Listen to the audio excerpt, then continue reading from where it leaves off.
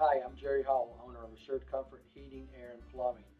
Here to talk to you about the differences between tankless water heaters and standard water heaters. Um, so, tankless water heaters are definitely the future.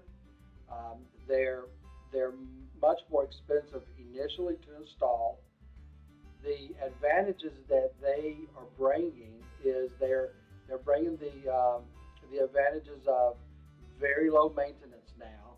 They're bringing the advantages of instant water heater that really never runs out, and they're bringing the advantages of energy conservation. So as the earth becomes more populated, we're going to see that energy conservation is critical, along with energy efficiency. So that's really it. There's several models out.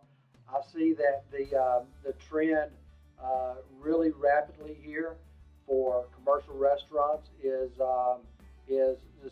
just really taken off with really no advertising.